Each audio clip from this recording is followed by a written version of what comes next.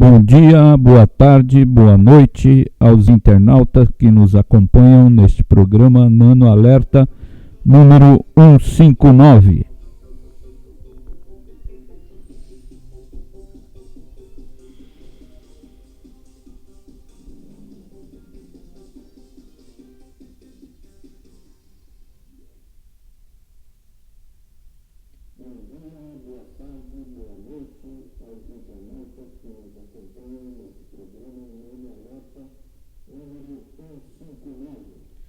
Vamos agora ver um vídeo interessante sobre nano e a indústria aeronáutica.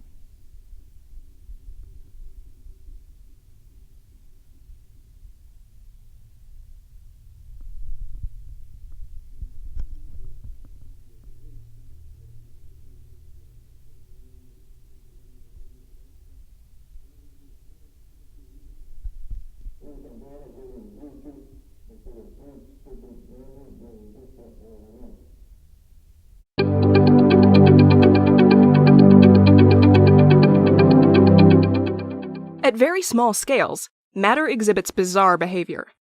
The ability to engineer materials with nanometer precision has allowed researchers to exploit this behavior to produce materials with novel and often exotic structural, electronic, optical, and magnetic properties.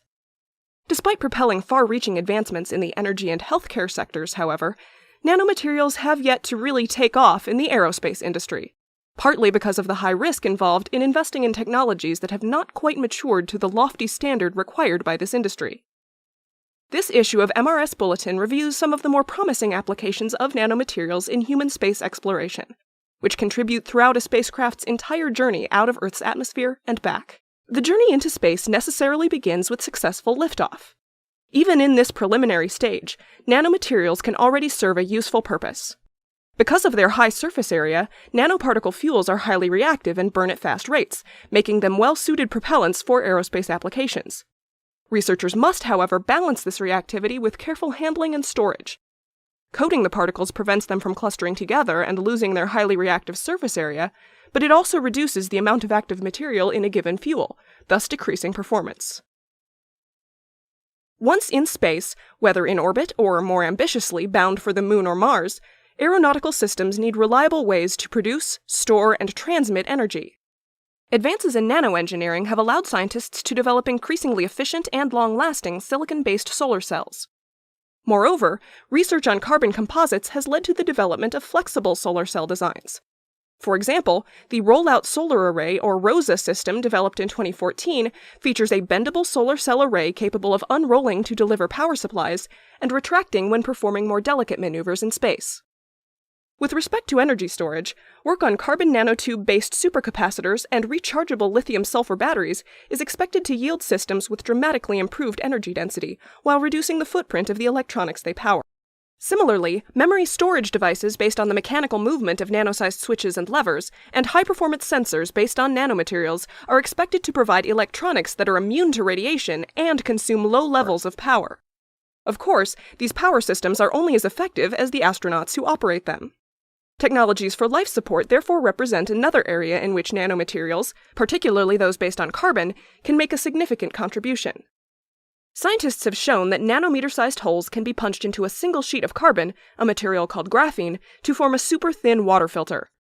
Additionally, these carbon sheets can be rolled into nanotubes and decorated with nitrogen-based molecules called amines to remove carbon dioxide from the surrounding environment, refreshing the astronaut's air supply. Nanomaterials also show great potential for use in biological and chemical sensing. The combination of various biological sensing elements on a single microchip could allow astronauts to carry a medical diagnostics lab in the palm of their hand. And fully functional electronic noses, or e-noses, built using carbon nanotubes could help monitor levels of toxic chemicals such as carbon monoxide and nitrogen oxides. This need to replenish existing supplies extends beyond life support. There is a similar need to repair, rather than replace, materials while on long space flights. In this vein, researchers have shown that carbon-reinforced parts critical to spaceflight can be repaired by harnessing microwave energy to heat ceramic and polymer-based materials containing multi-walled carbon nanotubes. Scientists envision using this technique to process materials excavated from planetary surfaces. This ability to repair spacecraft materials will be particularly crucial to ensuring protection from harmful radiation in space and from the intense heat generated when re-entering Earth's atmosphere. From liftoff to re-entry, nanomaterials can be utilized in numerous ways to improve the current state of human spaceflight. This issue of MRS Bulletin highlights several of these applications while carefully outlining the technical and financial challenges that remain before they're fully adopted by the global aerospace industry.